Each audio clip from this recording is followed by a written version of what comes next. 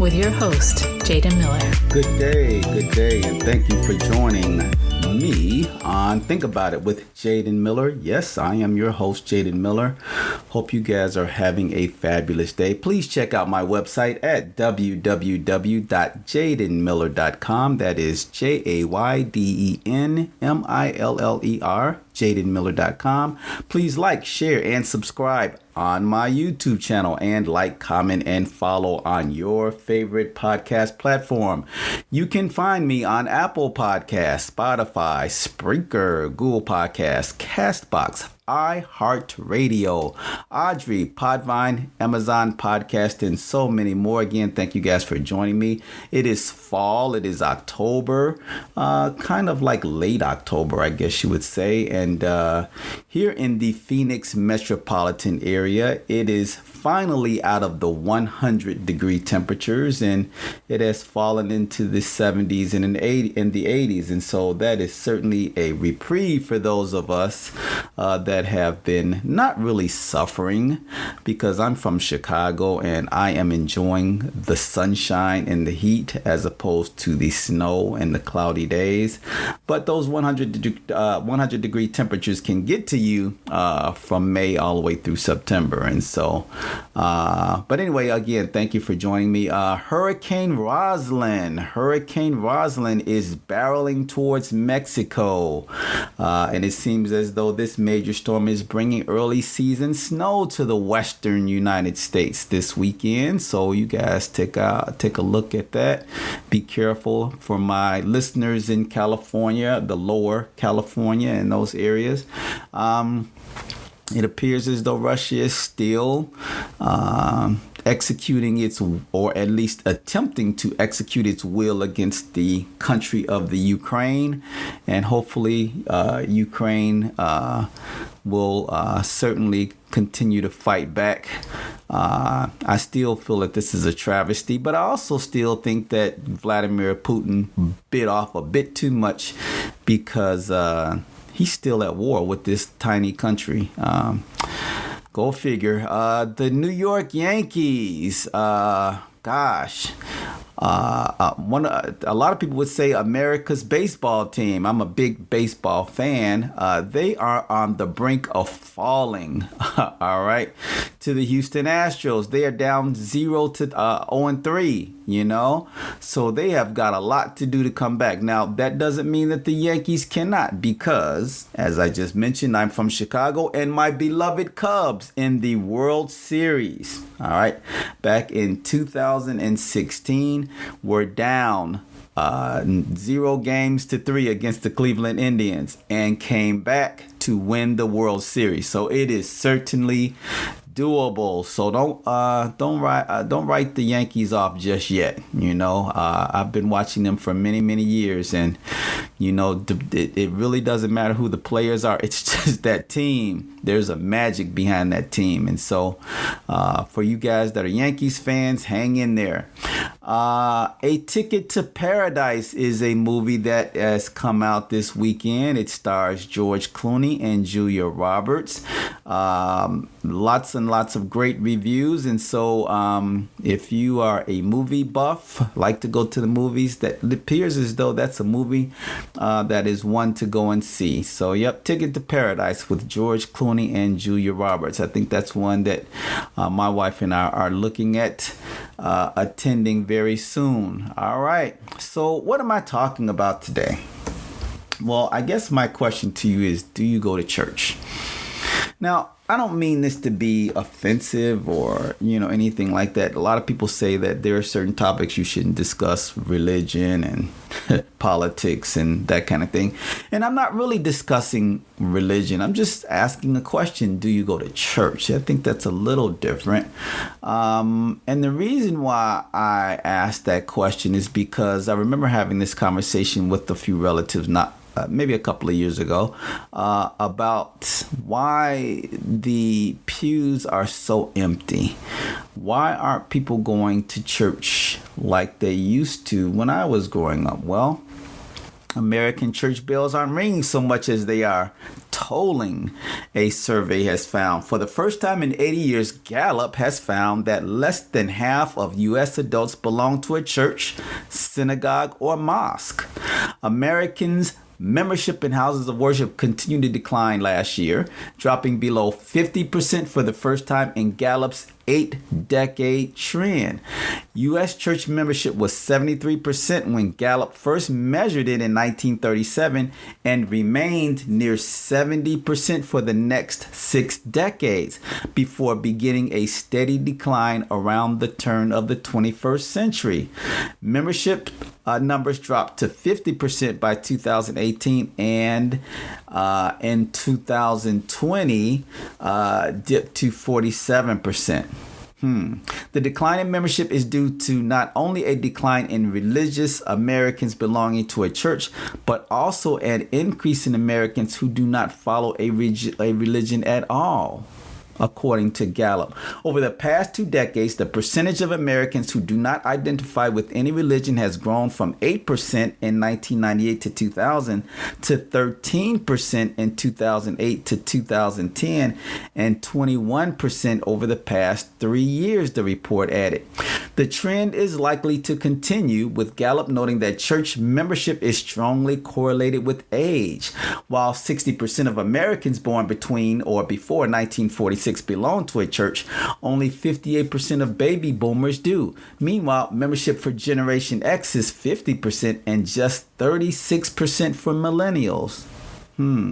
Available data on adult members of Generation Z appear to mirror millennial rates of religiosity. The declining rates are similar but slightly steeper in Catholics than Protestants, but proportionately smaller among conservatives, Republicans, married adults, college graduates, Southerners, and non-Hispanic Black adults, all of whom maintain some of the highest rates of church membership. The United States remains a religious nation, with more than 7 in 10 affiliating with some type of organized religion, the report concluded. While it is possible that part of the decline seen in 2020 was temporary and related to the coronavirus pandemic, continued decline in future decades seems inevitable given the much lower levels of religiosity and church membership among younger versus older generations of adults. Wow. Do you go to church? Think about it with Jaden Miller. That's what I want you to think about. Share with me on my YouTube channel or comment on your favorite podcast platform. Do you go to church and why? Well, just, checking out that Gallup report, I'm just wondering, and also I kind of figured there are some mitigating factors, that are dealing with this. More people are attending community churches with no affiliation and different understanding of membership. That makes getting the exact numbers difficult. That's a reason. Probably one of the main reasons are, as noted, fewer people are going to church. And there are reasons. For one thing, streaming services have impacted church attendance. Well, if the weather is bad, meaning if it's raining, well, you get the picture. You can watch church from the privacy and the comfort of your living room. So not long after a lot of these people discovered that they can stream the services regardless of the weather, they tend to stay home. It was just like during the pandemic, during school, a lot of people, once the pandemic hit, left actually going to school and did homeschooling. Well, online schooling. There's a difference between homeschooling and online schooling, I know. But then just never went back. Because, hey, if I can do school online, why do I need to travel and go deal with, people that, cause problems or whatever happens in, whatever they think happens in schools. So I think that's that same thing with school. Once people stop going, think about it. People, are still reluctant to go back to an office. They would rather do work from home. So I guess that's a trend. That's a thing. Organizations that used to respect Sunday morning no longer do. Children have field trips and sporting events on Sunday morning most every weekend. Travel teams take up family weekends as the entire family follows the dreams of one of their children to play soccer or football or baseball or debate or gymnastics. Stores that used to be closed on Sunday start opening at 1 p.m. Now they're open all day. And I remember growing up as a kid, you could not go to a store on Sunday. I mean, and let me tell you, especially if I was visiting the South, I mean, you could forget going to a store on Sunday. It was just not going to happen. Okay, you were not going to be able to get anything. Now, man, you can go to a store all day on Sunday. I mean, it's really amazing. So yeah, I mean, if you wanted to go get something to eat, see, Sunday was a day that dinners were made at home. Okay, you couldn't go to McDonald's on a Sunday. That has changed. All right. Entertainment has discovered Sunday morning. The NFL kicks off at noon, but if you're going to go to the game, you have to go early for the tailgate. Concerts in the park, music festivals, food festivals, book festivals, and classic car rallies now consider Sunday morning to be prime time for their events. But I guess this is to be expected. Churches should not expect any culture to support the practices of their faith. Yet there's more. For one thing, everyone is in a time crunch. Families are facing multiple demands from careers, schools, and social obligations. The work-life balance has been compromised to the point many Americans can't tell you when their workday actually ends and their home life begins. I've been guilty of this. Most people are working longer hours than before, and social media demands more and more of our attention. Because of these growing demands on our time, most of us aren't getting enough sleep. When the weekend gets here, if we can catch up on some sleep, we do. All of this means when a person or family decides how they are going to spend their time, every investment of time has to be worth the time required. That is, more and more people are spending their time like they spend their money. Every investment has to have a significant return on investment, ROI, return on investment, or they won't do it. Wow. Well, why would anyone go to church? Well, we know the usual answers. The Bible says we should go. There's exciting worship and the sermon usually isn't too bad. We get to see our friends and work together to do some good in the world. But people are learning that they don't have to go to a church building for all of that to happen. Why should any of us go to church? Again, is the question. Think about it with Jaden Miller. Well, to find at least part of the answer, you've got to go back and find why people went to Jesus in the first place. Some went to find healing, some to have demons driven out of them, which when you think about it is just another form of healing. Okay. If you have any knowledge of the Bible, when asked, Peter said he and the rest of the disciples wouldn't leave Jesus because they knew Jesus alone had the words of life. In other words, people sought Jesus because they found in him what they couldn't find anywhere else. Wow. No one ever says what people need is Jesus. So when people come to church, make sure they get Jesus. No one ever says that. And a message like that certainly won't drive conference ticket sales.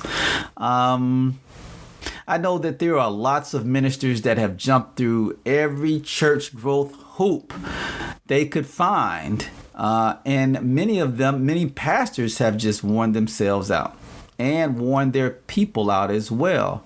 And they remark that even people that are attending church are no better off. Their marriages, people that go to church, their marriages get divorced at the same rate as unbelievers.